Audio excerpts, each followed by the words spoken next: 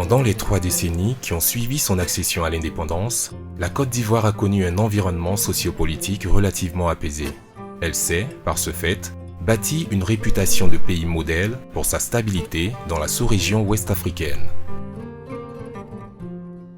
Depuis la fin des années 80, cependant, cette ancienne colonie française est entrée dans un cycle presque ininterrompu de violence. Régulièrement en effet, le pays est en proie à de vives tensions, débouchant généralement sur des affrontements violents entre communautés ou entre une partie de la population et la force publique. Le point d'orgue de cette situation de tension semble avoir été atteint avec la crise post-électorale 2011 qui officiellement a fait près de 3000 morts.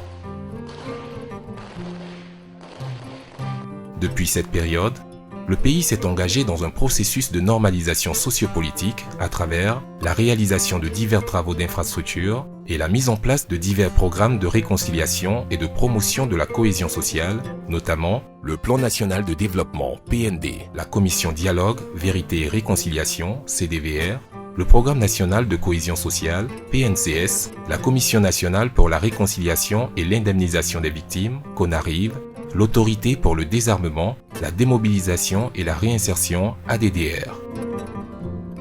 Malgré cet engagement de rétablissement d'un climat de paix, de nombreux facteurs de risque subsistent. Nourris des difficultés de régulation de l'accès au foncier dans le monde rural, notamment dans l'Ouest, des actes de violence se manifestent aussi fortement dans l'espace urbain, surtout dans la ville d'Abidjan.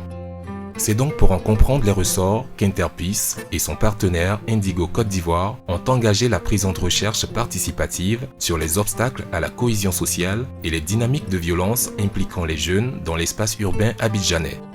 Celle-ci a bénéficié de l'appui technique et financier de l'UNICEF et du PNUD. Elle fait suite à une étude précédente réalisée dans l'ouest de la Côte d'Ivoire en 2013 qui a permis de mettre en lumière la question de l'auto-victimisation comme principal moteur des violences communautaires dans cette partie du pays. La présente recherche a permis d'engager plus de 750 personnes dans les consultations dans 3 communes, Abobo et Yopougon, 2 communes que l'on présente comme les sièges de la violence dans l'espace urbain abidjanais, et Treichville, perçu dans les imaginaires des populations comme un espace relativement apaisé. Les consultations ont permis de révéler que, du point de vue des populations, 4 facteurs essentiels alimentent les difficultés de cohabitation entre les Abidjanais et portent les dynamiques de violence que l'on y constate. Autour de la question identitaire, les limites de la politique publique d'intégration des populations, les discours ainsi que les pratiques autour de la figure de l'Ivoirien et de l'étranger ont été mis en avant par les populations comme source de division, de violence et de frustration. Ces frustrations et les ressentiments qui leur sont associés semblent avoir été transmis aux plus jeunes par les aînés, les seconds se sentant désormais obligés de défendre la situation de leurs aînés, mais aussi leur droit à l'identité par la violence. Nous, à notre temps, l'enfant d'Aladji était l'enfant d'Nguessan. L'enfant de Koudou était l'enfant d'Aladji. Pourquoi? Notre famille sont des voisins. Ce que l'enfant fait, que le voisin n'apprécie pas, en le voyant dans la rue, il agit comme un père. Aujourd'hui, cela est impossible. Et je le dis à Treichville, ce qui est spécial. Toutes les familles ont été formées là. Le problème de Treichville vient de ceux qui viennent d'ailleurs, des familles qui n'ont pas été formées ici à Treichville. Treichville a un sérieux problème que personne n'est prêt à mettre sur le tapis. Les parents disent qu'il n'y a pas de problème. À leur époque, il n'y avait pas les histoires de partis politiques. À leur époque, eux, ils se savaient frères. Ils se savaient tous derrière un président. À leur époque, c'était la colonisation contre les Africains. Forcément, les Africains vont se mettre en un groupe pour lutter contre la colonisation. Mais aujourd'hui, là, c'est les Africains contre les Africains. Cette dégradation a commencé dès le moment où les étrangers ont commencé à se mêler des affaires qui ne les regardent pas. C'est-à-dire qu'ils se font passer au fait pour des Ivoiriens. Quand nous venons ici, nous les étrangers, je crois qu'on a construit la Côte d'Ivoire. Avant votre naissance, vous ici. Nous, on a construit la Côte d'Ivoire. Vous êtes nés, vous venez trouver que nous, on a construit la Côte d'Ivoire. Mais quand vous venez trouver que nous, on est venus construire le pays, et le racisme et la méchanteté et beaucoup de choses s'est passé contre les étrangers. Ce sont eux qui sont venus gâter la Côte d'Ivoire. Mais pour ça, vous êtes venus trouver, et il y a tout. Lorsque la carte séjour est venue, on prenait la carte séjour à l'occasion consulaire à jour. Sur les routes du voyage, là, on nous demande de payer de l'argent, malgré qu'on a tout papier à jour.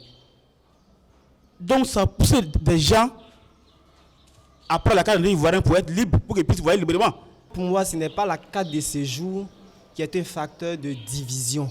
Pour moi, c'est plutôt diviser pour gagner. Parce qu'en bas de la carte de séjour, certains ont profité. Pendant l'enrôlement, tout le monde est devenu ivoirien. C'est comme ce pays-là, il n'y a pas d'étrangers. Moi, je me poser une question parce que vraiment, moi, ça me perturbe. Quel pays il n'y a pas d'étrangers? Tout le monde est devenu ivoirien. Donc, quelque part, ça a envoyé des frustrations. Il y a des gens qui ont eu des cas d'identité, ils ne sont pas passés par la naturalisation.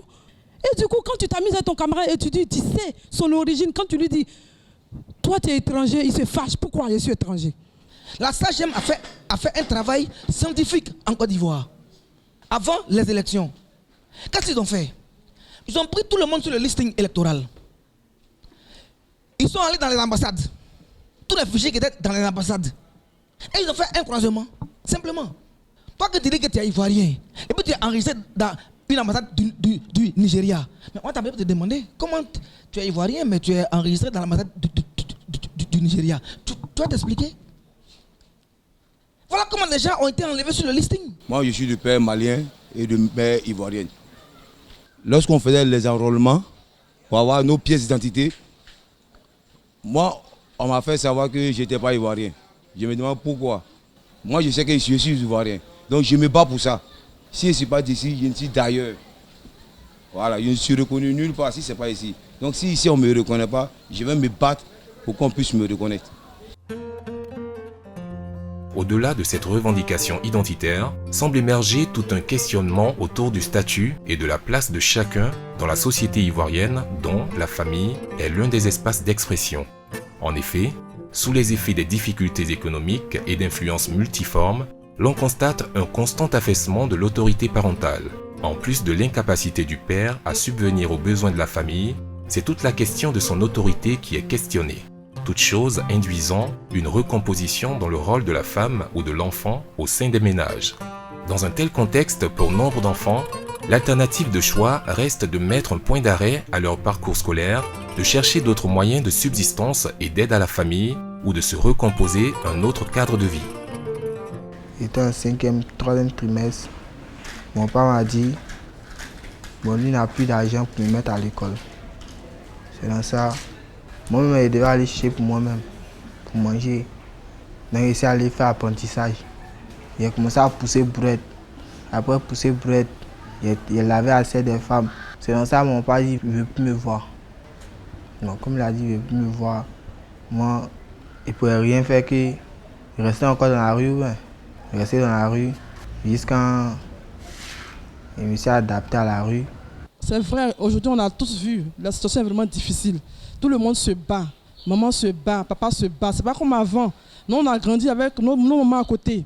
Papa va au travail, il va chercher la pitance quotidienne. Maman à la maison, elle éduque les enfants. Et ça a donné ce que ça a donné. Mais aujourd'hui c'est pas évident. Tout le monde est obligé de se battre, tout le monde. Et finalement l'enfant est laissé à qui? Cette année, mon père ils ont diminué son salaire. Donc il a dit qu'il ne va pas aller à l'école cette année. Que moi, je m'assois à la maison. Toutes mes soeurs partent à l'école parce que c'est ma maman qui paye l'école. En que c'est comme ça, moi, je ne vais pas m'asseoir à la maison. C'est mieux de partir chez ma maman. Là, c'est chez ma maman, peut-être qu'elle va payer mon école. La vie est là, tu es chez la veille. Chaque fois, tu as de promener. Tu viens derrière, tu viens pleurer à côté de maman, ce coin.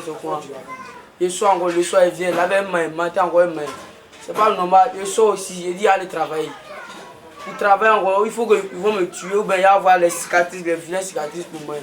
Si c'est que voir, il est facile pour moi, il fait. En fait, le microbe là, ça n'a pas veut dire que c'est la crise. C'est les parents même qui n'ont pas peur. Nous, on n'a pas fait microbe. Ce n'est pas mon qui va que tu apprends ma tête et t'arrêter toute la route pour tomber sur les gens. Ça, c'est des faux discours. C'est mal indication de leur papa. C'est des enfants, et ils ne respectent pas leur papa.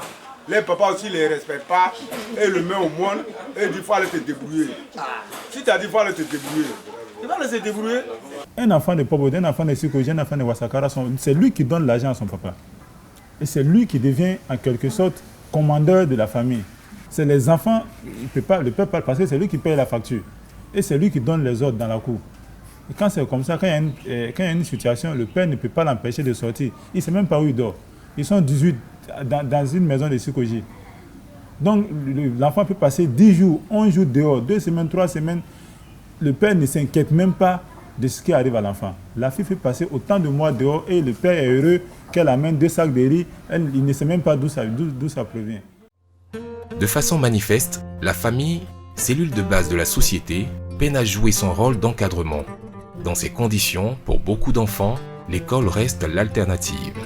Cependant, depuis quelques décennies, l'école ivoirienne semble être fortement délégitimée dans sa fonction d'éducation et de formation aux yeux des populations. Quand elle n'est pas considérée comme un territoire à contrôler pour montrer son potentiel de production de violence, elle se transforme en terrain de jeu pour jeunes s'essayant à jouer au dur sous le regard souvent impuissant des éducateurs.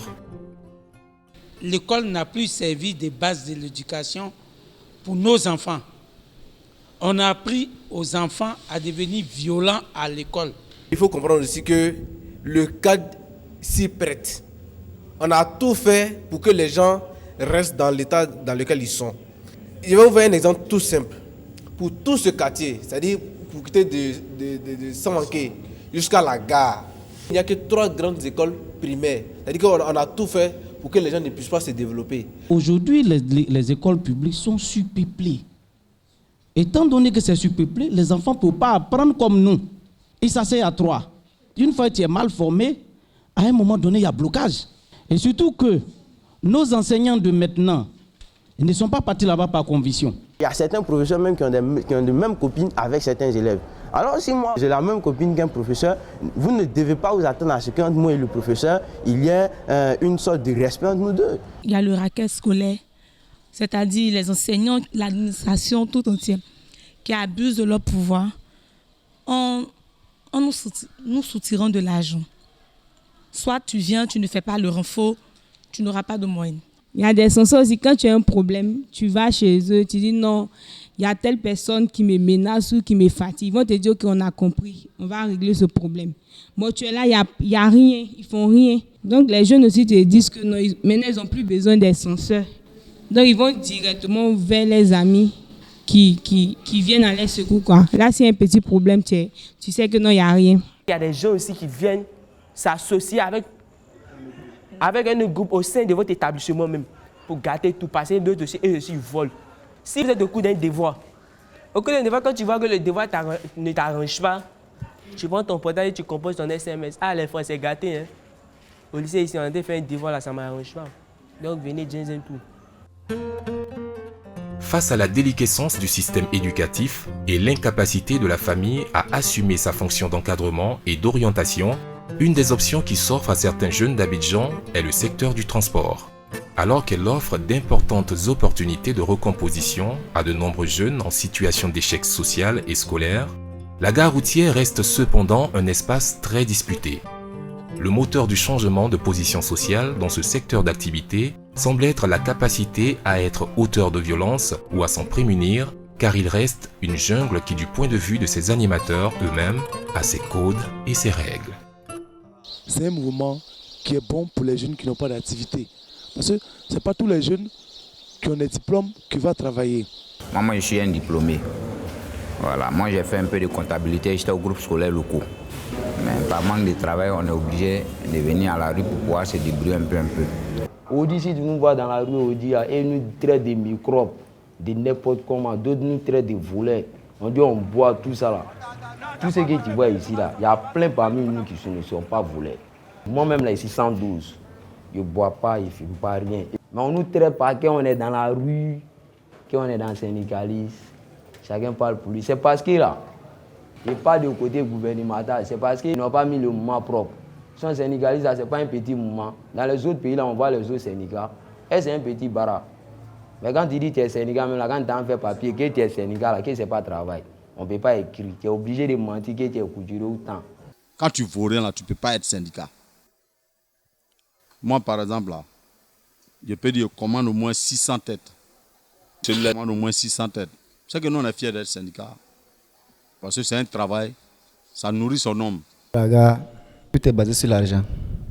Et à cause d'une pièce de 100 francs, on peut même découper une personne avec une machette. Parce que c'est la rue. Pourquoi ces jeunes étaient aussi violents sur le terrain? La proposition était concrète. Tu vas te battre à mon nom, j'ai les documents administratifs qui te couvrent. Tu prends le dessus, c'est toi qui gères ma manne financière qui me rend compte. Comme on n'aime pas partager, il faut s'imposer. Il faut aller arracher ce dont on a droit. Celui aussi à travers lequel tu veux arracher ne veut pas te donner. Intervention de la violence. Suite à l'identification de ces 4 facteurs portant les dynamiques de division et de violence, ce processus de recherche participative a également réussi à engager certains des participants dans une réflexion autour des solutions à y apporter. Le constat pour ces participants est qu'une propension de certaines catégories de population violentes à orchestrer le désordre ou à en tirer bénéfice existe. Aussi, un contexte sociopolitique trouble avant, pendant et après les élections ne peut donc que servir de prétexte à ce potentiel de violence de s'exprimer. Il importe donc que des actions anticipatives de monitoring, d'alerte, d'éducation et d'engagement communautaire préventif contre ce risque de violence soient engagées bien en amont. Pour cela, des pistes d'action ont été identifiées pour être mises en œuvre. Il s'agit, entre autres, de travailler à atténuer la fracture identitaire à l'œuvre dans les différentes communes et à limiter la transmission générationnelle des ressentiments. Engager les mères et de façon plus globale la femme à jouer un rôle plus positif dans l'atténuation de la violence impliquant les jeunes. Impliquer les pouvoirs publics et les communautés pour faire de l'école un espace pacifié et d'éducation à la non-violence. Engager les entrepreneurs et porteurs de violence opérant dans et autour des gares dans un processus de réflexion et d'action visant à réaliser une régulation pacifique dans ces espaces. Pour que ces actions se mettent en place et aient des chances d'aboutir, des conditions sine qua non de faisabilité ont été avancées par les participants pour une appropriation des solutions par les communautés et une chance à l'établissement d'une paix durable à Abidjan. Ils ont mentionné, entre autres, pour chaque facteur, identifier les vrais acteurs de changement à travers une cartographie exhaustive des parties prenantes afin de les impliquer dans la formulation et la mise en œuvre des solutions. Un engagement à long terme pour provoquer un changement durable dans les milieux cibles.